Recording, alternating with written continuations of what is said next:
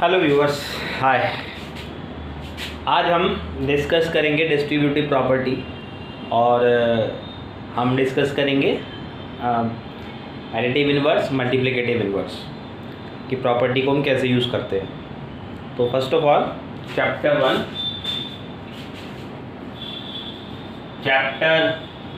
1 class 8 rational number. First chapter हमारा है rational number. अब इसमें करना क्या है, लिखेंगे distributivity property. Distributivity of multiplication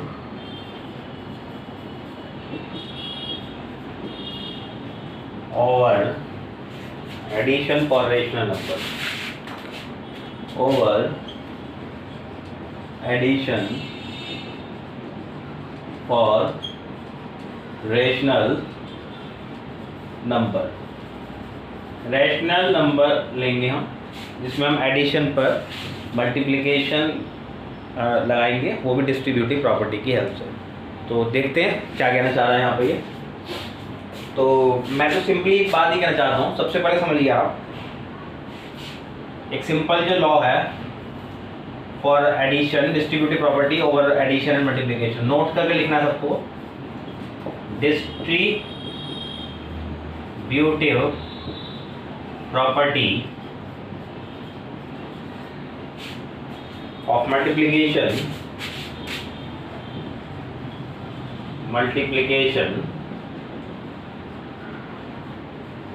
over addition and subtraction। Addition और सब्सट्रैक्शन पे डिस्ट्रीब्यूटिव प्रॉपर्टी को कैसे हमने यूज करा और कैसे हमने उस पर लगाया। देखो सपोज करा हमने क्या करा, कोई भी फॉर ऑल रैशनल नंबर, कोई भी रैशनल नंबर लिए हैं, कोई भी rational number for all rational number, suppose करा A, B एंड C, तीन रैशनल नंबर है और तीन रैशनल नंबर्स पे हमने डिस्ट्रीब्यूटिव प्रॉपर्टी लगाई है। चेक करते हैं कैसे। A, suppose this is the one, operation क्या है हमारा, एडिशन और मल्टीप्लिकेशन हमारा हो रहा है यहाँ पे। तो अब हम ये मल्टीप्लिकेशन है A डॉट मतलब मल्टीप्लिकेशन, ब्रैकेट में B plus C, operation operator कौन सा लिया, एडिशन। तो किस तरह हम डिस्ट्रीब्यूट करेंगे, देखो डिस्ट्रीब्यूटिव प्रॉपर्टी लगाएंगे तो A dot B plus A dot C. ठीक है, ये मोस्ट इंपॉर्टेंट प्रॉपर्टी है जो आपको पता होनी चाहिए हमेशा, ऑलवेज। ये एंड तक काम आपको आएगी, ग्रेजुएशन के बाद भी, कंपटीशन में भी, इवन दो इंजीनियरिंग में, सभी सब्जेक्ट्स में जो मैथमेटिक्स से रिलेटेड सब्जेक्ट्स हैं वहाँ डिस्ट्रीब्यूटिव प्रॉपर्टी का यूज होता है। ठीक है, हम देखेंगे यहाँ पे A dot B minus C, suppose bracket में है बी माइनस सी, तो बी माइनस सी के क्या करा, A dot B, A dot bracket open B minus C, तो लिखेंगे A dot B minus A dot C, A dot B minus A dot C. This is the way we can apply distributive property in any arithmetic expression. ये एक arithmetic expression है जिसमें A B C हमारे तीन rational number है और हमने इसमें किस तरीके से डिस्ट्रीब्यूटिव प्रॉपर्टी अप्लाई करी। This is the way we apply distributive property. Then now example check करते हैं। एक एग्जांपल एनसीईआरटी बुक में दिया हुआ है, एग्जांपल नंबर है नहीं, एक्सप्लेनेशन दिया हुआ है। सबसे पहले दिया है एक्सप्लेनेशन। सपोज एक्सप्लेनेशन में उसने बोला, उसने क्या करा, तीन रैशनल नंबर लिए, सपोज -3/4, 2/3 एंड -5/6। तीन रैशनल नंबर लिए, 3/4, 2/3, -5/6। सो उसने क्या करा, क्या देखो, -3/4 ब्रैकेट ओपन 2/3 एडिशन ब्रैकेट में -6 5/6 bracket close. This is the way we go. हम इस तरीके से क्वेश्चन गिवन है। अब इसके करने के दो तरीके हैं। सपोज पहला तरीका क्या है, हम ब्रैकेट को सॉल्व करेंगे, मल्टीप्लाई करेंगे और आंसर फाइंड आउट करेंगे। तो सबसे पहले ब्रैकेट सॉल्व करने वाला देखते हैं। -3/4 2/3 -5/6, then -3/4 एलसीएम लिया इसे सॉल्व करने के लिए 3 और 6 का एलसीएम लिया, एलसीएम लेके आंसर आएगा 6। ठीक है, एलसीएम लेना सबको आता होगा क्योंकि 6 7th में एलसीएम लेना आराम से सिखा दिया जाता है। आइए देखिए 3 2 इसे 3, 6 को 3 से डिवाइड करेंगे, क्वेश्चन आया 2, 2 को मल्टीप्लाई करेंगे न्यूमरेटर से, 2 × 2 माइनस।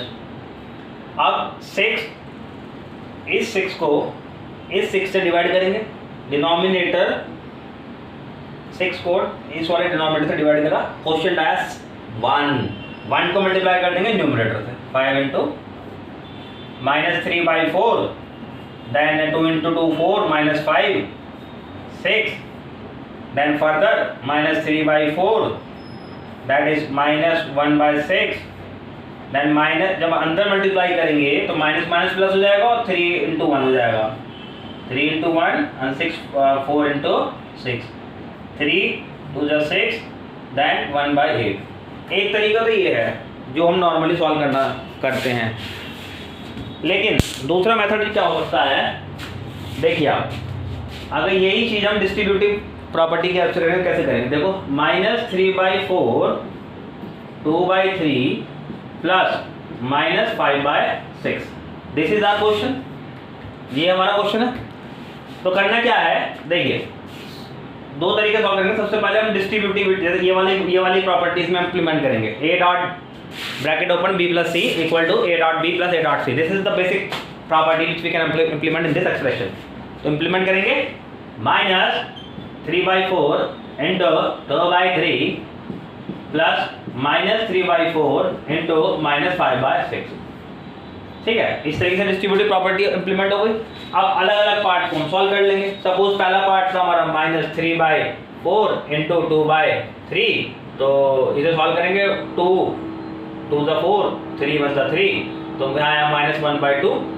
ठीक, सेकंड पार्ट था ये वाला, तो इसमें क्या करेंगे, देखो -3/4 × -5/6, now 3 2 6, then answer minus minus plus minus, देखो ये वाला माइनस और ये वाला minus minus plus, so we will get 5 and that is called 8, we will get 5 that is called 8 और प्लस हो गया। ठीक है, अब हम क्या करेंगे, दोनों एक्सप्रेशंस को ऐड करेंगे, -1/2 ऐड 5/8, क्या आएगा, देखो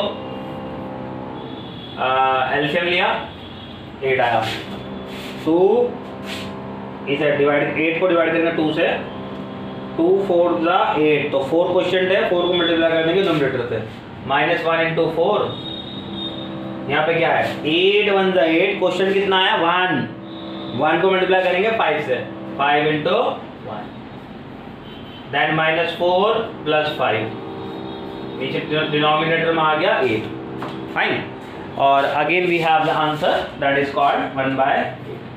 यहाँ पे भी आंसर 1/8 है, यहाँ भी आंसर 1/8 है। यहाँ हमने क्या करा था, पहले ब्रैकेट सॉल्व कर लिया था। एक पैटर्न ये भी हो सकता है, और दूसरा पैटर्न है कि डिस्ट्रीब्यूटिव प्रॉपर्टी को हम किस तरह से इंप्लीमेंट करते हैं। तो इस तरीके से हमने अंदर मल्टीप्लाई करा, दो ऐसे पोर्शन बने, एक पोर्शन ये सॉल्व करा, एक पोर्शन में ये वाला सॉल्व करा, और हमारा आंसर आ गया। ठीक है, this is how we implement distributivity of multiplication और एडिशन फॉर रैशनल नंबर। हम डिस्ट्रीब्यूटिव मल्टीप्लिकेशन वाली डिस्ट्रीब्यूटिविटी एडिशन पे कैसे हम फ्लो करेंगे, कैसे इंप्लीमेंट करेंगे किसी भी रैशनल नंबर के लिए, ये इस एग्जांपल में दिखाया गया, इस एक्सप्लेनेशन में ये बताया गया है। ठीक है, तो अब हम देखते हैं नेक्स्ट एग्जांपल नंबर 3। क्वेश्चन आता है, मैं एक मिनट ड्रॉप कर लेता हूँ।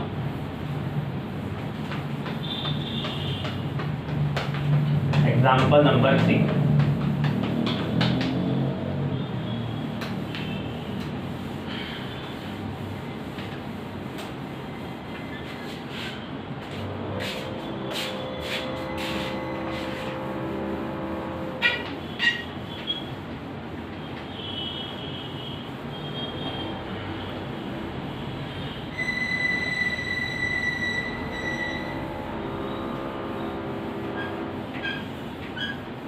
Example number 3, page number 13, NCERT। Example number 3 में देखते हैं क्या कहना चाहता है। तो पहला क्वेश्चन है इसका, चेक करते हैं, चेक पहला एग्जाम्पल नंबर 3 बोलता है right the additive inverse of the following. हमें क्या लिखने हैं? Right the additive inverse of the following नीचे इसको 2 एग्जाम्पल लिए हैं जिसमें वो कह रहा है, ये पूछना चाहता है कि एडिटिव इनवर्स इन नंबर्स का क्या होता है। ठीक है, तो सबसे पहला क्वेश्चन दिया उसने -7/19। ठीक है, अब इसका एडिटिव इनवर्स बताना है। मैंने लास्ट लेक्चर में ये बताया था आप सबको कि किसी भी एडिटिव इनवर्स को होने के लिए होता क्या है। देखो सपोज x लिखा, एडिशन में -x करा और आंसर अगर 0 आ रहा है तो एडिटिव इनवर्स ये अगर for x minus x is additive inverse। Fine, किसी भी x के लिए for x या for any x minus x is additive inverse। Similarly और -7/19 लिखेंगे 7/19 is the additive inverse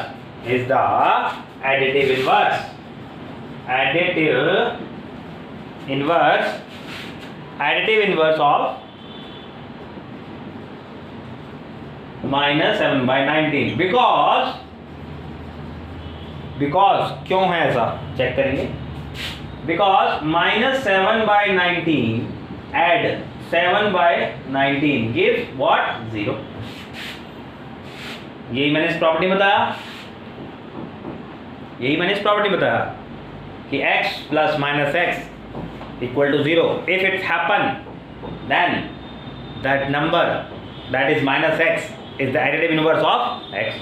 Similarly -7/19 is the additive 7/19 is the additive inverse of -7/19। Fine, next question check करते हैं। Second question is what? that is called a 21/112। find what is the additive inverse of it। Similarly again we write that is -21/112 is the additive inverse of 21/112 because लिखेंगे because ऐसा क्यों होता है? because 21/112 plus -21/112 gives 0। That's why we call it is an additive inverse। -21/112 is the additive inverse of 21/112। Fine, next question लिखा, suppose what he write?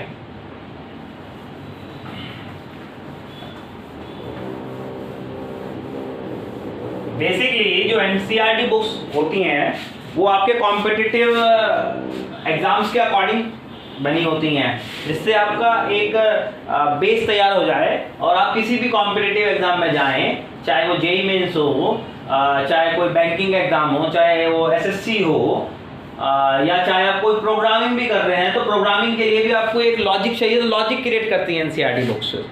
किस तरीके से आप मैथमेटिकल लॉजिक क्रिएट कर सकते हैं, तो लेट्स सी क्या कहना चाहते हैं। तो इसमें बोला गया है वेरीफाई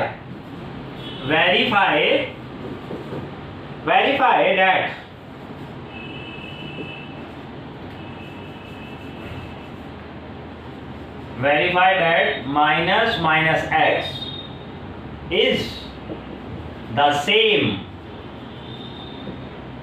as x और माइनस x सेम है x की तरीके से, ये इसमें बोला है। Look at first of all,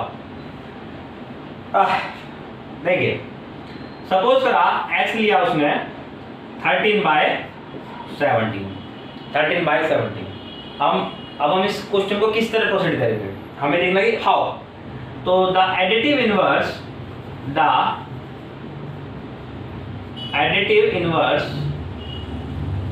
दूसरी बात, आप लोगों की राइटिंग बहुत अच्छी होनी चाहिए हर हालत में।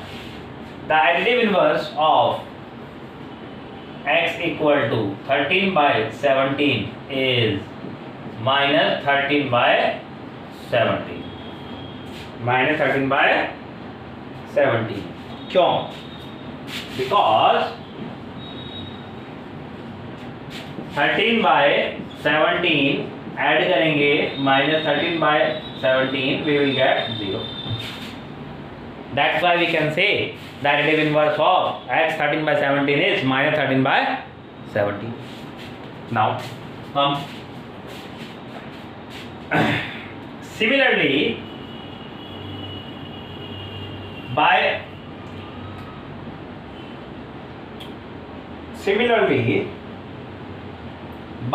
same equality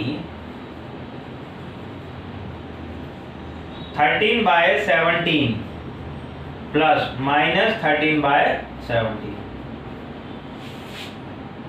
सेम इक्वालिटी 13/7, इस वाली इक्वालिटी से हम क्या लिख सकते हैं? द एडिटिव इनवर्स ऑफ, किसका additive inverse? -13/17 is 13/17। Additive inverse -13/17 में क्या है? 13/17। ये 13/17 को क्या लिख सकते हैं? और -13/17 ये लिख सकते हैं, -13/17, और by which we can say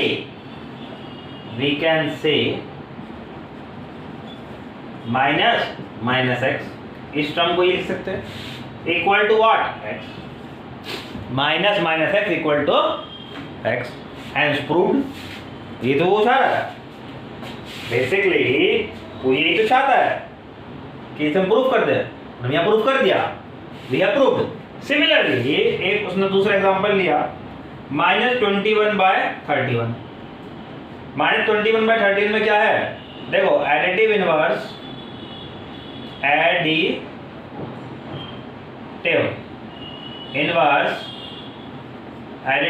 of -21/31 is 21/31 because -21/31 add 21/31 equal to 0. So same equality, by using same equality -21/31 add 21/31, we can say what we can say? We can say that additive inverse of 21/31 is minus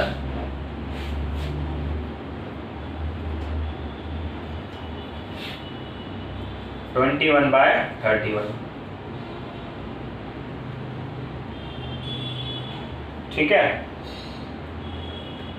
-21/31। So that is, इससे ये prove हो गया। देखो ना अब भाई, इससे हुआ क्या? देखो इस टर्म को हम और लिख सकते हैं -21/31, ऐसे लिख सकते हैं जैसा हमने यहाँ पे लिखा, जैसे हमने यहाँ लिखा ऐसे लिख सकते हैं। तो क्या हो सकता है? देखो ये क्या है? ये x लिया आपने, सपोज करा आपने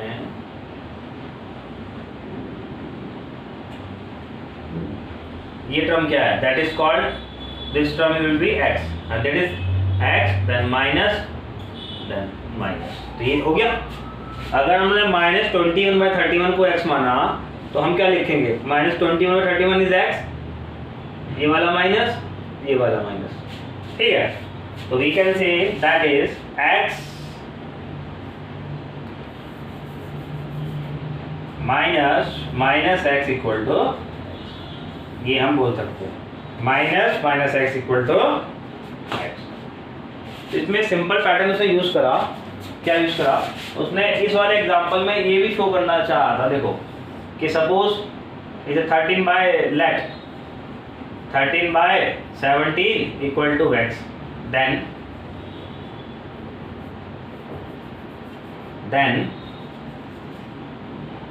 minus 13 by 17 equal to minus x. ठीक है ना भाई, यही तो उसने बोला भाई। Then minus this is called this. ठीक है, और इससे फाइनल हुआ कि x इक्वल टू एक्स, देखो ये टर्म किसके बराबर है, देखो ये वाली टर्म बराबर है 13 बाय 17 के। 13 बाय 17 के ये वाली टर्म हो गई इक्वलेंट। 13 बाय 17 इक्वलेंट हो गया minus 13 by 17 equal to minus x. So this term will be, this term 13 by 17 is x and this term represent what, minus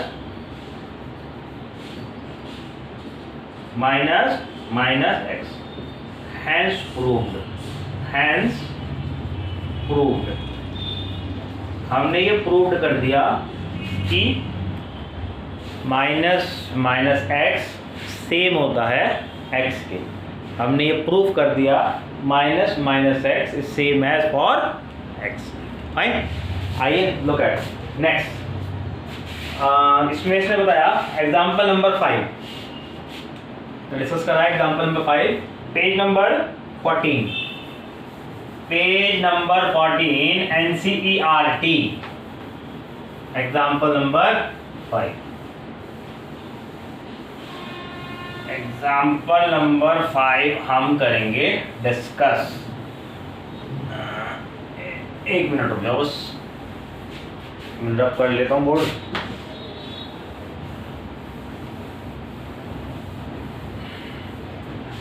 so listen, क्या है देखना, क्या है देखो, example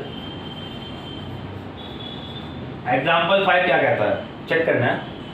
2 by 5 multiply -3 by 7 -1 by 14 -3 by 7 into 3 by 5। This is our question. ठीक है, अब हम क्या करेंगे, 2 by 5 into -3 by 7 ब्रैकेट में लगा -1 by 14, और यहाँ मानो सपोज करो प्लस लिख दिया मैंने, मान लीजिए प्लस नहीं, हमें माइनस ही रहने देंगे, ब्रैकेट में लिख देंगे 3 by 7 into 3 by 5। जो मल्टीप्लाई वाली टर्म है उन्हें ब्रैकेट में कर दिया। अब देखो क्या करो, 2 by 5 into -3 by 7 -3 by 7 into 3 by 5 -1 by 14। अभी हमने करा कैसे, by commutative property, by commutative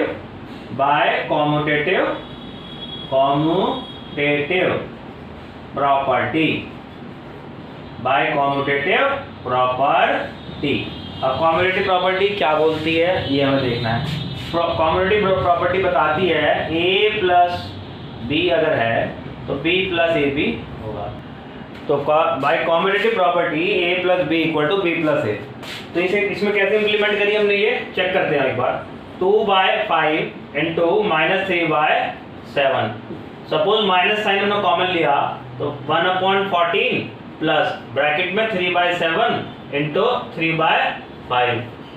ठीक है, तो अब हमने इसमें कॉम्यूटेटिव प्रॉपर्टी लगाया तो ये लेफ्ट में आ गया, ये राइट में चला गया। तो वही हमने यहाँ करा, लेफ्ट में ये आ गया और राइट में ये चला गया। This is how we implement commutative property. Then हमने माइनस साइन मल्टीप्लाई कर दिया, 2 by 5 into -3 by 7 minus 3 by 7 into 3 by 5 -1/14, ठीक है। अब हमने क्या करा, let's see what is happening. हमने क्या करा, देखो 2/5 इंटू -3/7, ये एडिशन लगाया, अंदर माइनस साइन ले गए, इंटू 3/5 -1/14, -3/7 कॉमन लिया, 3/7 take common, then what we have 2/5, then addition करा 3/5, देन -1/14, फाइन। सिमिलरली हमने क्या करा, -3/7, देन जब यहाँ ऐड करा तो 5 एडिशन एलसीएम लिया और यहाँ 1 बचेगा, आंसर आया -1/14, -3/7 -1/14, देन एलसीएम लिया 7 2 ज़ा 14 एंड 2 -2 3 ज़ा 2 -3 ज़ा -1 into 1, fine. So what we have, -6 -1 14, -7 14, then 7 to the 14 -1/2. This is how we do this example. तो इसमें यहाँ पे जो यहाँ पे ये हमने कॉमन लिया था, यहाँ पे ये हमने कॉमन लिया, दैट इज, तो ये कौन सी उससे लिया, bye distributive law, bye distributive law